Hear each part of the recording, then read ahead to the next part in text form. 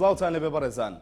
هێشتا چارەنووسی داواکارەکانی کورد دیار نییە. عەبادی دەڵێت داواکارەکانی کورد جێبەجێ دەکەین، بەڵام ئەمە تەنیا بە قسە. ئەجینا لە ئاستی کرداریدا هیچ دیار نییە و هێشتا بودجەی وەستێنراوی هەرێم کە قوتی هاوڵاتیانی ئەم هەرێمەیە نەگەڕێنراوەتەوە. کورد خاوەنی پۆستێکی باڵایە کە سەرۆک کۆماری عێراقە. ئاخۆ سەرۆک کۆمار و پۆستەکانی دیکەی کورد لە حکوومەتی عێراق دەتوانن ڕۆڵیان چی بێت لە دەستخستنی مافی کوردە. لە دیوی دووەمی هەواڵدا لەگەڵ میوانەکەم عەبدوڵڵا عەلیاوایی ڕاوێژکاری سەرۆک کۆماری عێراق گفتوگۆ دەکەین. زۆر بەخێربێی کاک عەبدوڵڵا. بەڕێزانەوەش دەتوانن لە تۆڕی کۆمەڵایەتی فەیسبوک و لە ڕێگەی پێیجێ نافتیەوە پرسیارەکانتان بە کۆمنت بۆ ئێمە بنێرن. حەز دەکەم کاک عەبدوڵڵا سەرەتا بۆ پرسیارە دەست پێ بکەم ڕۆڵی سەرۆک کۆمار ئەم پۆستە گرنگەکەی چییە لەم دۆخەی ئێستا بۆ دەستخستنی مافەکانی کورد؟ بەڵێ سوپاستان دەکەم. پێشەچی دەمەوێت سڵاوی خۆم بنێرم بۆ هەموو پێشمەرگەکان کە ئێستا لە بەرەی جەنگدانا لە دژی داعش شەڕ دەکەن و هیوادارم بە سەرکەوتنی مەزن تۆمارکەن بەو جێژنەیەوە جێژنەکەشمان بکەنە دوو جێژنە بەبێ ئەوەی خەسارە بدەن. اینجا دوایە بەڕاستی فەقامەتی سەرۆک کۆماری عێراق کە بەڕێز کاک دکتۆر فوئادە ڕۆڵێکی زۆر گرنگی هەیە و ڕۆڵێکی زۆر گرنگی ژێرا لە خلالی ئەو دوو مانگەی کە تێپەڕ بوو. ئەوەلەن سوڵتەی ئەوەی هەیە کە قانون شتیوهادا تقدیم بکەن و یاخود مەشروعی قانون لە بۆ بەرلەمانی عێراقی دوایە مراقبە بکەن، مراقبەی تەطبیقی دەستور بکرێتن. جگە لەوەش لەو مشکلانەی کە لە عێراق ڕوودەداوە ئەو مشکلانەی کە ئێستا کە هەیە لە بابینی هەرێمی کوردستان و لە بابینی بەغدا ڕۆڵێکی گرنگی بینیوە و ڕۆڵێکی گرنگی دەبینی بەردەوام بۆ چارەسەرکردنی ئەو کێشانە. بەقەد ئەوە دەسەڵاتی هەیە ینی کە بتوانێت هەندێک بابەتێک لا بکاتەوانێ؟ بەڵێ بە حکمی شخصەتی خۆی، بە حکمی ئەوەی کە پێگەیەکی دوور و درێژی تاریخی مێژویی هەیە، پیاوێکی هێمن لەسەر خۆیەوە شارەزایەکی زۆریشی هەیە لە شئونی عێراقی، بە تایبەتی لە پاش ڕوخانی ڕژێمی سەدام لەگەر جەنابی مامزەلال کە لە وەجبەی یەکەم بوون ئەوانە چوونە بەغا و لە جەمعەی وەتەنی دەورێکی باڵای هەبووە، سەرۆکی جەمعە بووە، جگەلەوەی لە دەستور دەورێکی باڵای هەبووە بۆ دانانی دەستوری عێراقی. اینجا ئەوە وای کردووە شخصیەتی خۆی فەرز کاتن لەسەر هەموو چینەکانی کوتلەکانی سیاسیەکانی ناو عێراقی بۆ ئەوەی قسەکانی بە هەند وەربگیرێتن و لە هەمان کاتیشدا زۆربەی دێن مشاورە و شتیشی پێ دەکەن بۆ هەندە قەزایی کە حساس بێتن. باشە، کەواتە لە ئەم مفاوەزاتانەی کە کرا لەگەڵ ئەو شاندەی کە نێردرا بۆ بەغدا ڕۆڵی سەرۆک کۆمار چی بوو؟ یاخود تا چەند پرسی پێدەکرا ڕای وەردەگیرا لەو بابەتانە؟ ئەوی ڕاستیبی ئەو وەفدەی دانوستکاری کوردکە لە بەغدا بوون ڕۆژانە لەگەڵ فەخامەتی سەرۆک کۆماری عێراق پەیوەندیان هەبوو، چ بە تەلەفۆنی چ بە دیتن و لە هەموو جم و جۆڵەکانی خۆیان ئاگاداریان دەکردنەوە، ئەویش ڕێنمایی دەکردن و لە هەمان کاتیشدا کە سەفەری کوردستانیان دەکرد دەهاتنەوە کوردستان یاخود راپۆرتیان بۆ سەرکردایەتی سیاسی کورد دەناردەوە، لە هەمان کات نوسخەیان لە راپۆرتەکەی دەداوی. اینجا لەژێرەوە سەرۆک کۆمار ڕۆلی خۆی ببینی لە هەر جێیەکی بیزانی بە تەنگەستەک هەیە و هەر چەنگ و چەڵەمەیەک هەیە تەداخلی دەکرد بۆ ئەوەی چارەسەری بکاتن. باشە، لە ماوەی ڕابردوودا پۆستی سەرۆک کۆمار لە دەست جەلال تاڵەبانی سکرتێری گشتیەکێتی نیشتیمانی کوردستان بوو. بەردەوام دەوترا کە لە نێو تەواوی کۆی لایەنەکانی عێراقدا دەتوانێت ڕۆڵێکی باش ببینێت. سەرۆک کۆماری ئێستا کە دکتۆر فواد معسوومە دەتوانێت ئەم ڕۆڵە بجێڕێ؟ مامزەلال زاهیرەیەک بوتون، من لەو بڕوادانیمە کەسێکی وچی مامزەلال دووبارە بێتەوە لە مێژووی کورد بە تایبەتیەوە لە مێژووی عێراقیش و بەڵام لە هەمان کاتیشدا بەڕێز جنابی کاک دکتۆر فواد ئەویش ڕۆڵێکی زۆر گرنگی هەیە لەبەر ئەوەی یەکێک بووە لە دامەزرێنەری نێچێتی نیشتیمانی کوردستان، یەکێک بووە لە هەواڵە دێرینەکانی جنابی مامزەلال لە مەدرسەی ئەو پێگەیشتووە کەواتە لە هەمان کاتدا ئەو دەتوانی ئەو ڕۆڵەی ببینی، بەڵام بڵێن بە دەرەجەی نەخێر بە دەرەجەیوی کەسێک ناتوانانی لە عێراق ئەوڕۆکە و یاخود دەتوانم بڵێم لە ڕۆژهەڵاتی ناوەڕاست شان لە شانی جەنابی مامزەلال بدا بۆ ئەوەی ڕۆڵ ببینی بۆ کۆکردنەوەی ئەو خەڵکانە و یاخود بۆ ئەوەی کە دەورێکی باش ببینی بۆ ئەوەی عێراق بەرەو پێشەوە با یاخود گیرگرفتەکان چارەسەر بکات. بڵێ لە سەروەختی لابردنی مالیکیدا یاخود ئەو ناڕەزایەتی کە بەرامبەر مالیکی هەبوو باز لەوە دەکرا کە سەرۆک کۆماری ئێستای عێراق دکتۆر فواد معسووم فشارێکی زۆری لەسەر بوو، هەم ناوخۆیی هەم دەرەکی بۆ ئەوەی مالکی دوور بخاتەوە لە پۆستی سەرۆک وەزیران یاخود بۆ خۆ کاندیدکردنەوە. من لەو بڕوادامە ئەو شتا ئەساسی نییە، چونکە جەنابی بەڕێز دکتۆر فواد معسووم لەوانە نییە کە فشار قبول بکاتن، چونکە تەمەنێکی سیاسی دوور و درێژی هەیە و لە هەمان کاتیشدا ئەو بەجێرەی دەستور جوولایتەوە بەجێرەی دەستور ڕفتاری کردیە دەستوری عێراقی ماف دەداتە ئەو کەسەی کە لە گەورەترین کوتلەبی لە گەورەترین کوتلەش تەحالفی وەتەنی بوو شیعەکان بوو شیعەکان لە ناو خۆیان مشکلیان هەبوو کە لە ناو خۆیان مشکلیان هەبوو ئەوان زیاتر لەسەر بەڕێز جەنابی مالیکی متفق نەبوون اینجا لەبەر هەندێک تا ئەوان گەیشتنە ئاستەچی ئەوەی بخۆیان ئیتفاقیان کرد لە ناو خۆیان کە هیچتر هەڵبژێرن ئەویش ئەوە بوو بەڕێز عەبادی بوو حەیدەر عەبادی بوو اینجا لەو حاڵەتەش ئەویش مافێکی دەستوری خۆی بوو بەڕێز جەنابی سەرۆک کۆمار بەکاری هێنا و حەیدەر عەبادی دەستنیشان کرد بەبێ ئەوەی تەسلیمی هیچ فشارێک بووی و من باوەڕش ناکەم لە نزیکەوەش ئاگادارم هیچ فشارێکی لەسەر نەبووە بەس ڕەنگە ئەو قسانە لەسەرەوە دروست بوو بەیانی ئەو کات پێش ئەوەی کە عەبادی دیاری بکرێت بۆ خۆکاندیدکردنی بۆ پۆستی سەرۆک وەزیرانی عێراق یەکتر بینینێک لە نێوان سەرۆک کۆماری عێراق کە دکتۆر فواد مەعسوومە لەگەڵ سەرۆک هێرێمی کوردستان مەسعود بەرزانی ئەنجامدرا لە هەولێر دواتر ئەم بڕیاری لێکەوتەوانێ دەخێرەوە هیچ پەیوەست بەوە نەبوو یعنی احتیادی دایمەن سەرۆک کۆمار لە سەردەمی جەنابی مام جەلالیشەوە کە ئەو دیدانە دایمەن ڕوویدا یەکتریان دەبینی بۆ گۆڕینەوەی بیر و ڕا بەڵام برێم تەسیری لەسەرەوەی کردبی جەنابی کاک مەسعود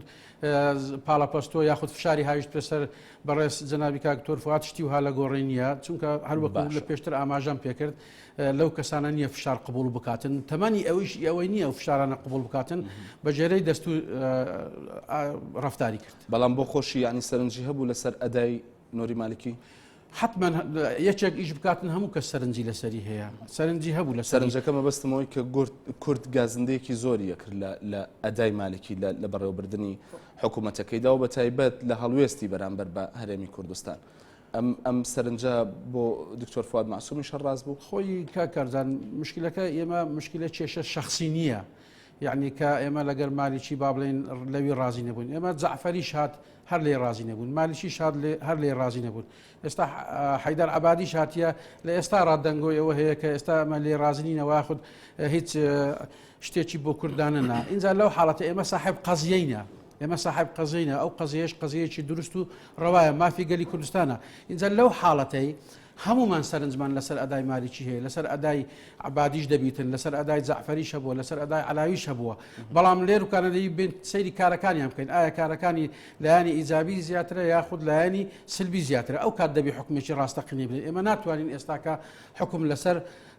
فترەی حکمی مالیکی 8 ساڵ بدەین بە تەواوەتی تاوەکو نییە عەبادیش نەبینین بزانین پاشی ساڵێک کە یاخود 2 ساڵێک کە بە دیار دەکەوی بۆمان اینجا دەتوانین ئەو حکومەیە بدەین بەڵێ هەر سەبارەت بە مەسلەی ئەم گرفتەی یاخود ئەو بەڵێنانی لە ئێستادا حکوومەتی عێراقی بە کوردی داوە سەبارەت بە بەشداریکردنی یاخود لە بەرامبەر بەشداری کووردا لە حکوومەتی نوێی عێراقدا یەکێک لە گرنگترین ئەو خاڵانە کە لە پێشەکەکەشدا ئاماژەم پێکرد مەسلەی بودجەی هەرێمی کوردستانە سەرۆک کۆمار لەم بارەیەوە توانیوێتی چی بکە و ڕۆڵی چی بوو سەرۆک کۆمار بەڕاستی هەوڵی زۆریدا چ لەگەر مالیکی من خۆم شایدم زۆر جار بە تەلەفۆن پێشەوەی بتە سەرۆک کۆماریش هەوڵی زۆری لەگەدا بە تەلەفۆن و شتی و هالا ئەو دەیوت بەدەستە من نییە و دەبی مەجلیسی وزەرا هەمویان کۆک بن لەسەری بەداخەوە ئەو کاتی زۆربەی وەزیرە کوردەکان پاشەکشیان کردبوو لە ئەنجومەنی وەزیرانی عێراق لەبەر هەندێکە ئەو حاڵەتە ئەو ئیتفاقە نەکرا وەزیرەکان یاخود با بڵێن ئەو وەزیرانێک کە مابوونەوە لە حکومڕانی عێراقی شیعە و سوننە بوون ئەوانە موافق نەبوون جگە لەو کاتی کە پێشەوەی بتە سەرۆک کۆمار بەڕێزیان پاش ئەوەش کە بووە سەرۆک کۆمار من لە نێزیکەوە ئاگام لێیە ئەو مانگەیە کە درابووە بۆ ئەوەی کە یەکێک هەڵبژێرن دەستنیشانکەم بۆ سەرۆک کۆمار دیسان هەوڵێکی زۆری لەگەر جەنابی مالیکی داوە دیسانەکە هەر ئەو هەوڵانە بێهودە بوو مەجلیسی وزەرا موافقەی دەکرد لە هەمان کاتیدا کە ئەو ڕۆژی یەکەم ڕۆژی کە عەبادی تەکلیف کرد بۆ ئەوەی کە بتە سەرۆکی ئەنجومەنی وەزیران لە هەمان ڕۆژیدا پێیگوت تەکلیفی کردەوە وتی دەبی ئاگاد لەو مەسەلە بی چکە ئەو مەسەلە قوتی خەڵکە دەبی یاری بەو شتە نەکرێتن لەبەر ئەوەی خەڵکێکی زۆر بێمعاشە و بێ دەرامەتە لەوێندەرێکە دیسان ئەو وعدیدا بەڵام وعدیدا وتی من چارەسەری دەکەم لەگەر ئەوەی کە حکوومەتەکە تەشکیل بیتن بێن وەزیرە کوردەکان لێرە دانیشن ئەمن پارەی مانگەکی دەنێرم ئەو کەیت کەش دوایەکە دەکەوینە مفاوەزات بزانین لە مفاوەزات دەگەینێت چ حەلەک اینجا دێن لێرە دەمەوێت ئاماژە بەوەش باشە بەس ببوورە ئەو پەیمانە بە سەرۆک کۆماردرا ینی کە پەیمانی پێدرا بودجێ هەرێمی کوردستان بنێدرێت ئەو گرفتە چارەسەر بکرێت. پەیمانی پێداوتی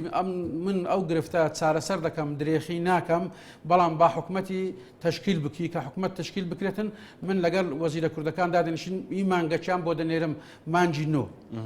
ئەوە وعدی بوو بەڵام نەیوت ئێستا دەینێرم بۆ جەژن دەینێرم چکە هەندێک ئەوە بڵاوبەوە هەواڵ بڵاوبەوە کە ئەو جەنابی سەرۆک کۆمار فەرمیەتی کە عبادی وعدی پێداوە بۆ جێژنە موچە دەنێری ئەوە ئەسڵ ئەساسی نەبوو بەڕاستی ئەو کات لێدوانێکی لەو جۆرەیە بە تۆماری ڤیدیۆیی شەیە باسی لەوە کرد کە بودجە دەنێردرێت لەسەر ئەو بەڵێنەی کە پێی دراوە و من شتەشکەش برم لێروکانە ئاخر شت کە بەڕێز جەنابی سەرۆک کۆمار زەختی لە عبادی کرد بۆ ئەوەی موچە بنێری عبادی وتی با ئەو وەزیرانەی کە دەنجیان لەسەر دراوە بابێن بەس یەکەچیان سوێند بخۆن کە سوێندیان خوارد من دەیکەمەوە وەزیری مالیە بە وەکالەت یەکسەر معاشی مانگەچیان بۆ دەنێری ئەوە بوو وەزیرێک ئامادە بوو لە وێندەرێکە کە سوێن بخواتن بەڵام دوایەوە بە باشزاندرا کە ڕێزی کورد تێک نەچیتن هەمیان پێکەوە بێن سن بخۆن اینجا ئەو سوێن نەخواردنە وای لێکرد ئەو ڕاتبی واخود با بڵێن موچەی مانجینۆ تاخیر بیتن بەڵانی گرفتەکە بە شێکەگەڕێتەوە بۆەوەی کە وەزیرەکان نەچون بەشدار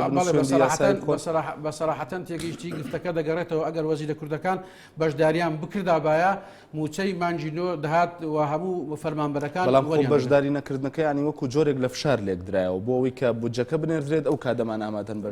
من باوەڕ ناکەم وەکو فشار لێک درابیتەوە لەبەرەوەی چونکە ئەو وەزارەتانی ئەو پشتی کوردی ئەو پشتەی کەدا بیانە کورد حەقی کورد نەبوو بەڕاستی کەم بوو ئێمە مافی لەوەی زیاترمان هەبوو وەلایەزاریش ئێمە لە دانوستان دانێن لەگەڵیاندا لا يزال ورولي سەرۆک کۆمار تەنانەت لەو سەفەرەی بەو دوایەی لە نیویۆرکیش داوای لێکردبەوە کە ئێمە پشتی کورد زۆر کەمە دەبی وەزارەتمان بۆ زیادکرێەوە وعدیشیدا بوو وەزارەت بۆ کورد زیاد بکاتن اینجا ئەو وەزارەتانە تاوەکو وەفتی دانوستان کاری کورد دێتن لە بەغدا ڕێک دەکەون توقع دەکەم من وەزارەتی مەرئە و وەزارەتیشی دەوڵەتشمان بدەنێ کە دەنگۆی ئەوە هەیە ئەوەش هەر دەگەڕێتەوە سەر جوودی بەڕێز سەرۆک کۆمار کە لەو کاتێەوە لە نیویۆرک بە عبادی گوتبوو باشەواتە دوو وەزارەتی تر دەدرێ بە توقع دەکرێت چاوەڕوان دەکرێت ئەم قسەی لەسەر ئاستی گفتوگۆکانەوە توقع دەکرێت قسەی لێکرایە بەڵام لەسەر ئاستی دانوستانی ڕسمی لەسەر نەکرایە وە من لەو بڕایەدامە ئەو ڕۆکە کە جەنابی سەرۆکی ئەنجومەنی وەزیرانی هەرێمی کوردستان بڕیاریدایە کە وەزیرە کوردەکان پاش جەژن دەچن بۆ بەغدا لەوێن دەرسوێن دەخۆن و لەو تەوەقعەدامە لە هەمان کاتیشدا وەزیرەکانی تکەش تێگەیشتی نەتیجەی دانوستانێکی کورد ئەوانیش بێن سوندی خۆیان لەوێن بەخشێت تۆ ڕاوێژکاری سەرۆک کۆماری عێراقی ینی ڕەنگە لە هەر کەس باشتر ئاگاداری گفتوگۆکان بی ئەوەی کە بەنسبەت خەڵکەوە مهمە سەبارەت بە بودجە ئەوەیە کە کەی دێت باس کرا بوو بە هەواڵ کە لە پێش جەژن موچەی مانگینۆ دەدرێت نەدرا و تاوەکو ئێستا نەبووە ئەوەندەی بزانیت تۆ وەکو هەواڵێک وەکو مژدەیە بیدەی بە هاوڵاتیان لەکەیدا ئەو پارەیە دەگات لەکەیدا ئەم بودجێ دەگات و هاوڵاتیان دەتوانن موچەی خۆیان وەربگرن من بەجێرەی زانیارەکانی من ئەگەر وەزیرە کوردەکان بچن لە بەغا دەوام بکەن پاجەژن هەفتەیەکی ناباتن موچەی مانجی نۆ دێتن واتە هەتاوەکو وەزیرەکان نەچنە بەغدا و دەوام نەکەن ئەو بڕەپارەیە نایەت و فەرمانبەران موچە وەرناگرن نەخێر هەتا وەزیرەکان نەچن چکۆگە وەزیرەکان نەچن لەو حاڵەتە تاوەکوی ئێستا ممکنە عبادی متأکد نەبی کورد بەشداری دەکەن یاخود بەشداری ناکەن بەتەواتی چکە تا ئێستا بەشداریان نەکردوە کە بەشداری نەکەن چۆن پارە بنێرێتن بەڵام کە بەشداریان کرد ئەوە کەواتە خاڵی یەکەمی ئیجابیە کەواتە دەبی وەڵام بدرێتەوە ئەو خاڵە کە وەڵام درراوە یەکەم شت ئەمە گیرگرفتمان چیە موچەیە موچەمان ئیمانجینۆمان بۆ دێتن باشە واتە ئەمە وەکو جۆرێک لە بەڵێنی لێ هاتووە لەلایەن حکوومەتی نوێی عێراق و یاخود لەلایەن عەبادیەوە دەبێ وەزیرەکان بێن سوێن بخۆن و بودجەی هەرێم ڕەوانە دەکرێت بەڵێ بودجەنا بەس مانجینۆ ببوورە بەس مانجینۆ موچەی مانجینۆ ڕەوان دەکرێتن وەزیرە کوردەکان دەست بەدەوام بکەن باشە لەم بارەیەوە سەرۆک کۆمار قسەی لەگەڵ لایەنە کوردەکان نەکردو بۆی کە وەزیرەکانیان بنێرنە حکومەت بۆەوەی بودجە لە پەیوەندیدایە بنێردرێت حتمما بەردەوام لە پەیوەندیدایە من هەموو خەڵک دڵنیا دەکەمەوە کە بەڕێز جەنابی سەرۆک کۆماری عێراق دکتۆر فواد زۆر بەپەرۆشە زۆر هەوڵ دەدا بۆ ئەو چارەسەری گیرگرفتی موچە بکاتن چونکە بەڕاستی خۆش یەک لەو کەسانەیە دائیمەن لەگەر هەرژاران ژایە بە ژیانی پێشمەرگاتی ژایە بە ژیانی کوڵەمەرجی ژایە کەواتە ئەوە هەدەفی یەکەمیتی کە جێبەجێ بکاتن ئەوە لە پێش هەموو شتێکە لەبەر هەندێ من خەڵک دڵنیا دەکەمەوە هەوڵێکی زۆریشیدایەوە بەردەوامیش لە هەوڵداندایە بۆ ئەوەی کە موچەی مانجینۆ ڕەوان بکرێتن و دوایەکە کە دانوستانیش کرا لەما مابینی وەفدی حکوومەتی هەرێمی کوردستان و لەگەڵ بەغدا ئەو حاڵەتیش دیسانەکە بەرە زیاتر ڕێک دەکەون ئەگەر بگەنە ڕێککەوتنەک ئەوەکانی تریش پاش ئەوەی حیسابات دەکرێتن ئەوانش کەش جێبەجێ دەکرێت. بەڵێ مادەم هەر لەسەر مەسلەی حکوومەتی عێراق دەمەوێت لەسەر ئەو شاندە قسە بکەین کە پێکێنرا و چوونە بەغدا بۆ دانوستان لەگەڵ لایەنی شیعیدا. باز لەوە کرا کە کەم و کوڕیان هەبووە تەنانەت ئەندامێکی پەرلەمانی عێراق لەسەر ئەم مێزەکە گفتوگۆمان لەگەڵ کرد باسی لەوە کرد کە کورد ئەم جارش هەڵخەڵەتێنراوە. ئەوەندە خراپ بوو دانوستانەکانی کورد لەگەڵ لایەنی شیعی و حکوومەتی نوێی عێراقدا کە بڵین هەڵخەڵەتێنراوە. من لەو بڕایدانیمە کورد هەڵخەڵەتلان درابن ئەوە یەک دووەمینیش ئەو وەفتەیە کە دانوستکار مفاوەزاتیان کرد لەگەڵ حکوومەتی عێراقی ئەو وەفدا مخەوەل بوون لەلایەن سەرکردایەتی سیاسی کوردستان هەر 5 حیزبەکەی کە لە بەغدا ئەندام پەرلەمانیان هەیە وەلەوانە من شایدی على الأقل بۆ سێیانیان دەدەم و بۆ دوانیان 100% شایدیان بۆ دەدەم کە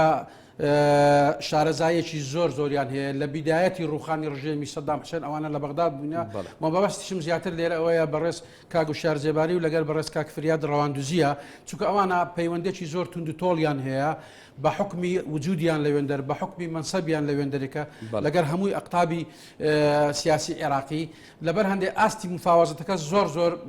زۆر باش دەڕۆیی بەڵام ئەو زەختانەیە کە هەبوو لەسەر کورد با بڵێن ئەو زەختانەیە کە هەبوو لەسەر عێراق بۆ ئەوەی حکوومەتەکە بە زووترین کات پێک بهێنرێ لەبەر خەتەری داعش ئەوە بوو وای لێ کرد ئەگەر نا وەفتی دانوستکار هیچ گلەیان حەقی نییە گلەیان لێ بکرێ بەڕاستی و زۆر جار بەداخەوە منیش دەبیستم کە دەڵێن وەفتی دانوستکار دەبا ئەوانە بۆ خۆیان کاریان کردیان بە خۆیان داوای وەزیریان کردیان. ئەو پرسیارێکی ینی باز لەوە کرا کە بەڵێنی پۆستیان پێدراوە هەندێکیان تەنانەت باز لەوە کرا کە مالکی وەختێک کارنامەکەی خۆی خوێندەوانی وەزارەتەکانی خوێندەوە هەندێ ناو لەلایەن عبادی ببوورە عبادی کە کارنامەکەی خۆی دەخوێنێتەوانێ هەندێک ناو پێشکەش نەکراوە لەلایەن ئیتیلافی کوردیەوە بۆ حکوومەتەکەی بەڵام ناو هات ناوی وەزیری ڕاستە ئەوە ڕاستە من لێرکانە وەکو کوردەواری خۆمان وتی ئەوڕۆ دنیای سبێنی قیامەتە شادیەک بە وەفتی دانوستکار دەدەم وەفتی دانوستکار لە کاتێک لێرکانە لە لای بەڕێز کاک نەشتەوان هەموو کادەی سیاسی کورد کۆ بوونەوە ئیجتیماعیان دەکرد من لە بەغدا بووم مستەمر تەلەفۆنم دەکرد بزانم خەبەر چییە لەوێن دەرێکەش لە هەمان کاتدا لە خەڵک بەرەو ئەندام پەرلەمانەکان بەناو ناو هۆڵەکان دەچوون بۆ ئەوەی لەوێن دەرێکە کۆبوونەوەکە بکرێتن لێرکانە هەتا ئەو لە حەزەیە تێگەیشتی کە ئەوانە گەیشت بوونەوێن هیچ بڕیارەشی سیاسی نەدرابوو کە بەشداری بکەن لە ئاخر لەحزە کە وەفدی ئەمریکی و یاخود لەگەری یۆنامی کە ئەوانە هاتنە دەرێ وتیان بەشداری دەکەن ئەوان ئاگایان لە هیچ نەبوو ئەگەرچی داوایان لە عبادی کرد نیم سعات انتظار بکەن بۆ ئەوەی بزانین نەتیجەکە لە چی دێتەوە بەڵام هیچ نەتیجەکە نەهاتەوە لە کاتێک وەفتی دانوستکاری ئێمە لە ماڵی کاک نەوشێروانیان لە گردەکە با بڵێن کە دەگەڕانەوە بۆ مەتار ناوی وەزیرەکان دەخیندراوە من تەلەفۆنم بۆ کردن وتم ناوی وەزیرەکان وا دەخیندرێتەوە بە تایبەتیش کاگوشیار و کاکفریال لە ناو سیارەی خۆیان دابوون وتیان چۆن دەخیندرێتەوە ناوی کاک دکتۆر ڕۆژ خیندراوە اینجا ناوی وشیار زێباری خیندراوە ناوی فریاد ڕەواندزی خوراوە لێرکانە کە ناوی ئەوانە خیندراوە ناوی سەیەکیان نەخیندراوە ئەگەر خەڵک ملاحەزە بکە ناوی سەیەکیان نەخیندراوە چونکە نەیدەزانی عبادی ئەو ناوانەی کە ناوەکان بۆ خۆیان ئەو ناوانەی کە دراژ بوو ئەو ناوی کتلە سیاسی کوردیش نێدابوون یعنی سەرکردایەتی سیاسی کوردیش نیاندابوو و من لەو بڕوایەدامە ئەو ناوە یۆنامی و ئەمریکیەکان دابیانێ چونکە بە ئەتیبار ئەوانە لەوێن دەرێکە خیبرەکی زۆریان هەیە لەوێ شارەزانە و ناسراون و من لەو بڕوایەدامە ئەگەر ئەوانیش ناوەکانیان دابیتن شتی خراپیان نەکردی هەرسێ وەزیری زۆر بەتوانا و بەقابلێتن. باشە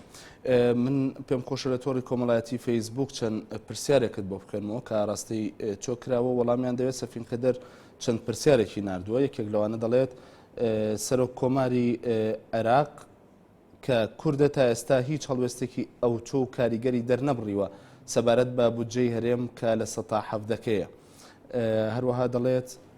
دەتوانی پێم بڵێ دەسەڵاتی سەرۆک کۆمار چییە و سوودی چییە بۆ کورد لە کاتێکدا هیچ دەسەڵاتێکی نییە ئەمە سەرنجی خۆیەتی پرسیارێکی دیکە دەڵێت سەرۆک کۆمار تا ئێستا چی کردووە کە لە بەرژەوەندی کووردا بوو بێت شەماڵ عەبدوسەلام دەڵێت ئایا بۆچی سەرۆک کۆمار هیچ هەڵوێستێکی باش نانوێنێت بۆ چارەسەرکردنی قەیرانی دارایی هەرێم هەر شەماڵ دیسانەوە دەپرسێت تاکەی بەتەمای عێراقچێتی بکەین و دەمەوێت لە زمناوە جواب بیتوانێمە عێراقچێتیە فەریق بەرزانیش دەڵێ ئایا سەرۆک کۆمار دەسەڵاتی هەیە یاخود تەنیا پۆستێکی ڕەمزیە؟ یەکەمیشت بەلاخیر دەست پێکەم سەرۆک کۆمار پۆستێکی ڕەمزینیە بەڕاستی من لە بیدایەتی ئاماژەم پێکرد سەلاحێتی هەیە مەشروعی قوانین تەقدیمی بەرلەمانکە و هەروەها مراقبەی بەرلەمان دەکات لە کار و شتەکانی سەرۆک کۆمار تێگەیشتی دەتوانێتن بەرلەمان ئیلغا بکاتەوە داوا بکات انتخاباتی نوێ بکرێتن ئەو شتانە یعنی هەموو شتەکان شتی زۆر زۆر ئەساسی و جددینەوە نییە بڵێن سەرۆک کۆمار هیچ دەسەڵاتی نیە دەسەڵاتی زۆر زۆر هەیە وە لە هەموو کێشەکان سەرۆک کۆمار سەلاحەتی ئەوە هەیە تەداخل بکەوە ڕێنمایان بکەوە ئێستا کەش من بۆ دڵنیاکردنەوە ئەوە یەکەمین جارە ئیجتیماعێک کرا لە مابینی هەر هەیئەتی سەرۆکایەتی سێ سەرۆکاتیەکە یەکەمین جار بوو ئەوە لە مێژووی عێراق بکرێتن کە سەرۆکایەتی کۆمار بە هەر سێ نائیبەکەیەوە و سەرۆکی ئەنجومەنی وەزیران بە دوو نائیبیەوە و سەرۆکی بەرلەمان بە هەردوو نائیبەکەوە ڕێک دانیشتن تقریبا پێشی هەفتەک لەوە پێش دانیشتن بۆ ئەوەی خاریتەیەکی عملدانن بۆ کارکردن کە هەماهەنگی یەکتری بکەن و کار ئاسانی بۆ یەکتری بکەن بۆ ئەوەی ئیشەکان هەموو بەڕێکپێکی بڕواتن نەوەک لێک دووربن و لێک بترازێن سبێنێ مشکلەکان هەر قوڵ بیتەوە ئەوانە نەگەن یەکتری و بڕیاریشیاندا لەوێندەر ئەو کۆبوونەوانە دەوری بیتن اینجا 15 ڕۆژ جارێک بی مانجێک جارێک بی حەسەب پێویست کەواتە لەو حاڵەتە ئەوە خطوەیەکی زۆر زۆر گرنگە دوو سەرۆک کۆمار هەتا کەستا دوو گەشتی کردیە گەشتێک بۆ فەڕەنسا گەشتێک بۆ ویلایەتی متحیدی ئەمریکی بۆ کۆبوونەوە لە جەمعی عامەی UN لەوێن دەرێ هەردوو زار وەفدی کوردی لەگەڵ خۆی بردی وەفدی هەرێمی کوردستانی لەگەڵ خۆی بردیەوە لەوێن دەرێکە باسی پێشمەرگەی کردی باسی کێشەی کوردی کردی باسی ئاوارەکانی کردیا بەس بۆ وەکو پێویست دەمە لە میدیای باز نەکرا لێرکانم میدیای کوردی بەڕاستی تەختەی ئەخباری بەڕێز سەرۆکی کۆمار ناکاتن بەداخەوە ئەوە هەڵەیەکی زۆر زۆر گەورەیە بۆ نمونە من دەبینم جەلسەکانی بەرلەمانی تورکیا هەموو ڕۆژ نەقل دەکرێت ئەو ڕۆژ نەقل کرا مەسەرەن کەسی لەوێندە ئیجتیماعەکانی سەرۆک کۆمار نەقل ناکرێت یاخود بەرلەمانی عێراقی ئیجتیماعەکانیان نەقل ناکرێت بۆ ئەوەی تەرجمە بکرێتن بزان خەڵکی کوردستان لە بەرلەمانی عێراق چ دەگوزرێ یعنی لەو حاڵەتەی سوچەکە لەو دەگەڕێتەوە سەر مێدیەکانی کورد نایانەوێت بەنسبەت عێراقچیاتیش بەڕاستی ئەوە یعنی نازانم ئەو زمانە بەکارهێنانە پێم زمانێکی باش نییە بەکاربیێنی باشە عێراقچیاتی یاخود ئێمە لەگە عێراق نامینێن چی دەکەین ئێمە گە لە عێراق نامینێن ئەلانی سربەخۆی دەوڵەت بکەین باشە ئایا ئەو دەوڵەت ئەمە بەمە بڕێوە دەچیتن ئایا ئێمە دژمنمان بۆ پەیدا دەبی یان نابی ئایا ئێمە دەبینە دەوڵەتێکی شەڕ یان دەوڵەتێکی سلم ئێمە لەسەر ئاو نینە کە لەسەر ئاو نینە زۆر زۆر زەحمەتە تۆ بتوانی دەوڵەتی کوردی تەشکیل بکەی بەبێ ڕەزامەندی بەغدا بەبێ ڕەزامەندی ئەنقەرە بەبێ ڕەزامەندی تەهران من یەک نمونە دەینەوە بۆ ئەو برادەرە کتابێک هەیە عبدالحليم خدام دەری کردی التحالف السوري الإيراني والمنطقة عبدالحليم خدام نائب الرئيسي سوري بوو ومن لە هەندێک کەسم پرسی کە دۆستاتیان لەگەری هەیە وتم ئەم کابرایەکی چۆنە ڕاستگۆیان ڕاستگۆنیە گوتیان زۆر ڕاستگۆیە لە قسەکانی لەوێن دەرباز دەکا يعني التحالف السوري الإيراني بڕۆنە دائما ئەوانە ئیجتیماعیان کردیە لە یەک لە ئیجتیماعەکان کە حەسەن حەبیبی بەشداری کردیە لەگە ئاغای محەممەدی لەگەر فاروق شەرعی لەگەر عەبدولحەلیم خەدامی ئەوانە ئیرانەکان مەخاوفیان دەربڕێ وتیان کورد لە تورکیا زۆر لێ نێزیک بیتەوە ئایا و باسی سربەخۆیش دەکەن ئایا ئەوانە فعلا ڕاستە تورکیا اعترافیان پێ دەکا یان یاریمەتیان دەداتن هەر دەستن وەفتێکی تەشکیل دەکەن هەر لەوێن دەرێکە فاروق شەرع دەستە تورکیای لەگەر عەبدوڵا گوڵ دادەنیشتن لێی دەپرسیتن دەرێ وایە ئەنگۆ بەڕاستیتانەوە کوردستان ئیعلانی ئیستقلال دەکاتنەوە بەڕێوەنەوە لە وەسائلی ئیعلامەکانیان لەوێن دەرێکە نەفی دەکەن بە قاتعی دەرێ ئەگەر بێت و کوردستانی عێراق سربەخۆی ئیعلام کە گەورەترین زەرەر کوردستانی تورکیا دەکات یاخود تورکیا دەیکاتن چونکە زۆربەی کوردەکان لەوێن دەرن کەواتە لەو حاڵەتە ئێمە بۆ ببینە دەوڵەتێکی شەڕ ئێمە هەموو دەوڵەتانی جیهان بەدانوستاندن ئەوە سکۆتلەندا ئەوە مقاتعی کیوبک ئەوە تەیموری شەرقی لەگە بەغدا ئەگەر ئەمە بینمان باش بی بگەینە لە دانوستان بگەینە مەرحەلەیەک هەردوو لا قەناعەت بکەین ئینجا لەو حاڵەتە ئێمە پێک بین لە گەروانە ئیعلانی سربەخۆی خۆمان بکەین بەبێ مشکلە بەبێ شەڕ ئەوە هەنجین سەرکەوتمان بەدەستینە بەڵام ئێستا ئێمە لەگەر عێراق دۆست نەبین لەگە ئێران حتمما هەمومان دۆزنینە لەگە تورکیا حتمما هەمومان دۆزنینە لەگە سووریا حتمما هەمومان دۆزنینە کەواتە ئەو گەلەی کە پێی دەڵێن کوردستان لەناو ئەو چارچیوەی کوردستانی خواروودایە کوردستانی عێراقدایە لە هەر چاردەورەی مشکلەی بۆ دروست دەکرێت هێشی دەکرێتە سەری باشە ئایا تەحمل دەکا کوردستانی عێراقی قڕ بەسەر لە ساڵی 20ەوە لە شۆڕشدایە و خەڵکی لێ شەهید دەکرێت تاوەکوونی ئێستا باشە بەرەبوومەکەی نەی خواردێ ئێستا کەش دیسان بە ئاودا بچیتن هەر لەسەر مەسلەی پرسی سربەخۆیی گۆبند دەڵێت کورد باسی سربەخۆیی دەکرد ئێوە لە لایەکیکەوە بۆ خۆتان بێ پرسیمی لە چوون بۆ بەغدا و مەبەستان چی بوو لەم کارە ئەو دەڵێ بەزمەڵێن سیاسەتە من دەیبەستمەوە پرسیارێکی خۆشمەوە تا چەند وروژاندنی مەسلەی سربەخۆیی ڕۆڵی هەبوو لە قوڵکردنەوەی قەیرانەکانی کورد و عێراق با بڵێن هەولێر و بەغدا خۆی ئەوی ڕاستیبی ئێمە کە عام ئێمە کوردی عێراق بڵێ و ئەمە دەنگمان بە دەستوری عێراقدایە دەستوری عێراق دەستورێکی فیدرالی ئیتحادیە کەواتە لێرە باسی سربەخۆیی نەکردیە ئەوە قانونیەکەی لایەنە قانونیەکەی دەڵێم ئەو لایەنە قانونیە کەواتە لێرە ئێستا ئەمە مافمان نییە داوای سربەخۆیی کوردستان بکەین دەبی ئللا ئەو فەقەرە لە دەستوری عێراق نەمێنێتە ئەو قسەی کە وروژێنرا پێشتر قسەیەکی نایاسایی بوو نادەستوری بوو من ناڵێم نایاسایی نادەستوری بەڵام بە بجێرەی دەستوری عێراقی ئەو قسەیە لە جێ نەبوو چونکە لەبەر ئەوەی ئێمە دەستوری عێراقی هەموو دەنگمان لەسەریدایە ئیمانمان بۆ عێراقیە ئەو عێراقەمان دروست کردەوە عێراقەشی فیدرالی ئیتحادی بی کەواتە فلستۆپ نقطە لێروکانە اینجا دێنەوە ئایا ورژاندنی ئەو دروشمە لە کوردستان کاریگەری هەبووە لەسەر وەزعی ئێستامانیان نەبووە ئەگەر لە من دەپرسی بڵێ کاریگەری زۆر بۆ دوژمنمان بۆ خۆمان زۆر زیاد کردیە بە تایبەتی لە عێراق و لە چاردەورەی عێراقیش دوژمنمان بۆ خۆمان زیاد کردیە چونکە ئەگەر بێت و سەرنج بدەیت ئەو ڕئیسانەیە کە دێنە عێراق و ئەو وەزیری خارجیانەیە کە دێنە عێراق یەکەمین قسەیان دەرێن الحفاظ على وحدة العراق حتى لە مؤتەمەری پاریس کە تقریبا 29 وەزیر خارجیە بەشداری کرد و هەروەها بەڕێز سەرۆک کۆباری عێراقیش بەشداری کرد لەوێن لە بەلاغی ختامی یەکەم خاڵی ئەوەیە دەرێ الحفاظ على وحدة العراق کەواتە لەو حاڵەتەی تۆ کەست لەگەدانیە دۆستەکانی خۆت لەگەڵت دانینە کە تەوقیعیان کردیە تۆ چۆن سربەخۆیی ڕادەگەینی اینجا لەو حاڵەتەی من لەو بڕواایەداما ئەوە زەرری لێداین بەڕاستی دەبی مراجعە بکەینەوە بەڵام لەگەرەوەشدا من ئیمانم بە سربەخۆیی کوردستان هەیە من یەک لەو بەشارانەمە هەوڵم بۆدایە و لە ساڵی 1970ەوە من لە گۆڤاری نهێنی کە لە سەرکردایەتی دەردەچوو مقالەم نووسێ لەسەر ئەو مەسلەیە کە ئەو کاتی زۆر بوژاندرا بۆ و هەروها لەوێن دەرباس و خواسی لەسەر دەکراتن و زۆر لەگەڵداما بەڵام ئێستا حالیان ممکن نییە زەحمەتە ئەگەر لە ڕێگای بەغداوە بی زۆر ئاسانتر دەبێت چکە گە بەغدا بەخۆی احتراف پێکرد گەیشتینە ئەو ئاستەی لەگەر بەغدا ئیمانی پێ هەبوو و من لەو بڕواایەدامە ئەگەر ئێمە کارمان بکردا بە و ئێستا کەش وەقتمایە ئەگەر کار بکەین لەگەڵ بەغدا متمانەمان بە یەکتری بیتن من لەو بڕواایەدامە سربەخۆیی کوردستان زۆر ئاسانتر دەبی لەوەی کە ئێستاکە بەبێ ڕەزامەندی ئەوانە بکرین باشە هەر بە شێوەیەکی گشتی لە ئێستادا چۆن دۆخی عێراق دەبینیت ینی ئەو پرسیارەژەکەم لە زمناکە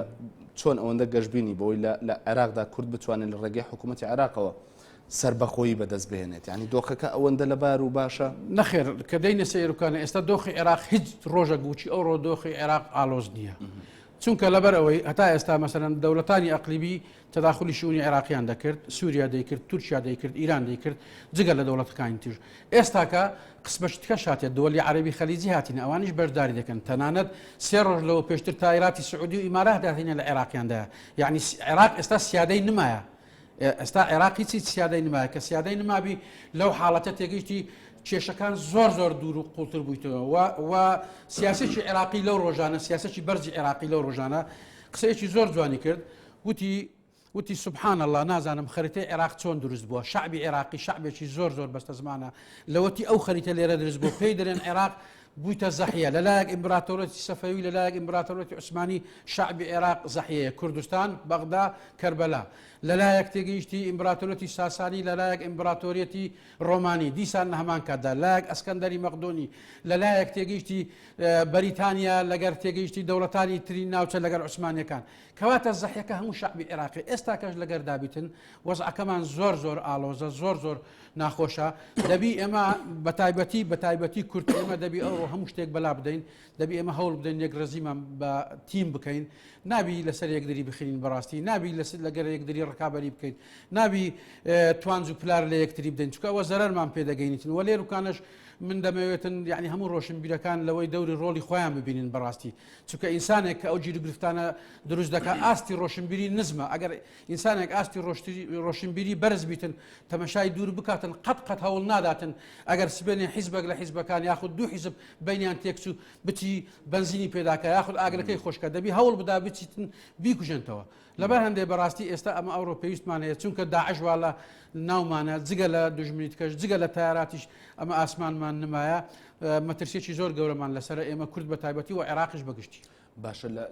بۆ کورد بە تایبەتی بازەوە دەکرێت کە لە ئێستادا ئەم دژایەتیکردنەی کورد هاتوۆتە ناو عێراقیشەوە بۆی کە هەندێک سەردان دەکرێت بۆ هەرێمی کوردستان بۆ دروستکردنی ناکۆچیە لەسەر و سەردان و زیارەتانی کە دەکرێت بۆ سلێمانی هەندێک جار و ناچنە هەولێر یان بەتەنیا لایەنێک بەسەر دەکرێتەوانێ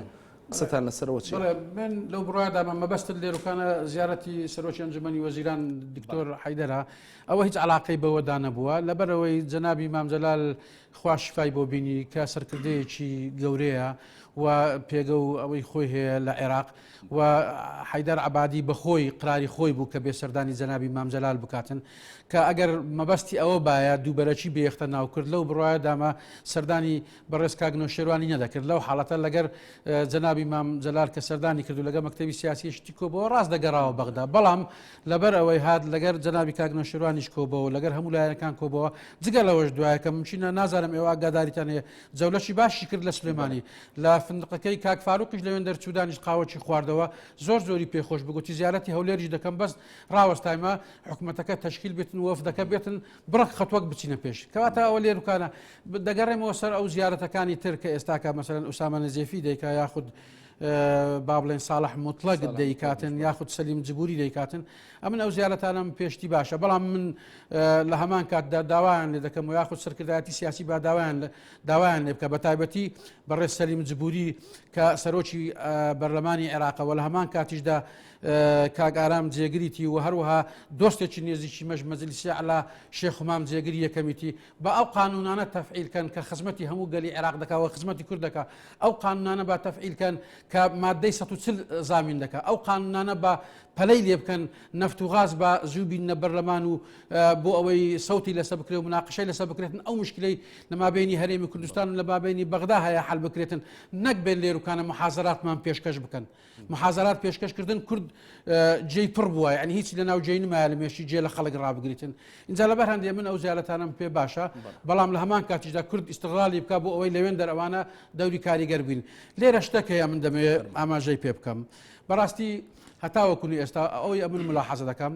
لە پاشی با بڵێن کە جەنابی مام جەلال تووشی ئەو ئەزمە نەخۆشیە بوو لە بەغدا فراغەکی گەورە دروست بوو ئەو فراغە گەورەیوی و نەمانیوی لە بەغدا لەو فترەیە ئەو کێشە زۆر گەورەتر بوو و هەروەها دەتوانم بڵێم هەرێمی کوردستان بەغدا ئێمال کرا ئەو فترەیە ئەو ساڵ و ئەو تقریبەن 2 ساڵی بەغدا ئێمال کرا لەبەر هەندێک پێویستە ئەو کەسانێک کە دەستنە بەغدا مفاوەزە دەکەن لەگە حکوومەتی عێراقی لە پلەیەک بن یان لە پلە دوو بن کە دەستنەوێن دەرێکەش نەک جەولەکدا بندشێت 2 ساعات و تەسلیمی لوجانی کەن با یەکسەر نێنەوە لەوێن دەردانیشن تاوەکوێ گیرگرفتەکان هەموو حەل دەکەن و لە هەمان کاتیشدا من داوا دەکەم لە تەلەڤیزیۆنەکانی کوردستان لە قەناتە فەزایەکان با بچن نەقلی مباشر بکەن ئێستا چۆن ئەو کۆبوونەوانە نەقلی مباشر دەکرێتن بە تایبەتی تەلەڤیزیۆنی ڕوودان یاخود ڕوودا و یاخود NRT با بچن ئەو کۆبوونەوانەی کە دەکرێتن لەوێن دەرێکە من لەو بڕایەدامە مانیعاتیان نەبی جانیبی عێراقی و جانیبی کوردیش لەو بڕایەدامە مانیعاتی نەبی بە هەموو خەڵکەکە تێبگە بزانین ئەو مشکلە لەسەر چییە چکە لە هەزار کەسی کورد یاخود تاچی کورد بێئاگایە نازانیتن بەس بە ئەعلامەکان باوەڕ دەکا یاخود بەس بەو کەسانە کە باوەڕ دەکا کە شتەکان دەنووسن یاخود شتەکان دەڵێن یەکسەر ئەویش دەستە سەر ڕێئیوان بەبێ ئەوەی ئاگاداریەکی درستی هەبی بەڵێ زۆرترین کۆمنتم بۆ هاتووە ینی هەندێکیان تەنیا لە کۆمنتەکەیان نووسیوانە تکایە مەعاش چی دەکەن بۆ مەعاش دەمەوێت دوا قسەت زۆر بە کورتی ئەوە بێت کە هاوڵاتیان چاوەڕی چی بکەن کەی موچەیان پێدەگا دوا قسەم دووبارە دەکەمەوە فەخامەتی سەرۆکی کۆمار بەڕێز دکتۆر فواد مەعسووم و هەموو سەرکردایەتی سیاسی کورد بەڕێز جەنابی کاک مەسعود کاک نێچیرەوان بارزانی و هەروەها مەکتەبی سیاسی یەکێتی کاک نەشێروان هەمیان لە گفتوگۆدانە و باشترین بەڵگەش ئەوە بوو دوو نێمالێکی تەسریحەچیدا کە هەندێک دیعایە بڵاوبەوە کە دوو لە سەرکردەی سیاسی یەکێتی داوایان لێ کردووە کە پارەی هەرێمی کوردستان نەنێری ڕەتی کردەوە من بەخۆم لەوێن دەربووم لە کە سوالەکان دێکرد وتی بە هیچ شتێک شتیوان نەکرایە جگە لەوەش وتی ئەوان داوایان کردی هەتا بەناو هینای دوایەکە وتی عادیل مراد هات چەند جار داوای کرد وە دکتۆر فواد پێشەوەی بتە سەرۆک کۆمار چەند جار دوای کرد تەنانەت دەمەوێت ئەوەش بڵم من شایەدێکی تاریخیم لەکنە جەنابی هێرۆخان بەخۆم لەکنی ڕاوەستا بم 2000 تەلەفۆنی بەڕێز نووری مالیکی کرد لە کاتی خۆی کە مەعاش بۆ جێژنەی بۆ ڕەمەزانێ بنێری زۆر هەوڵیشی لەگەدا وتی باشە وعدی پێدا وتی بەس دەدەم ئەنجومەنی وەزیران موافقە بکەن من دەینێرم بەڵام ئەنجومەنی وەزیران موافقەی نەکرد اینجا من لێرەوە آخر قسەم ئەوەیە ئەوانە هەموو لە هەوڵدانا لەسەر خەدانا ئینشاءالله پاشی جێژدا کە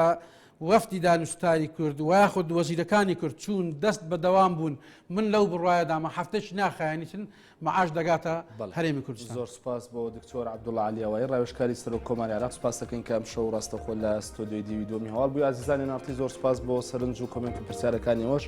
تا بەرنامەیەکی دیکە هەرشاد بن.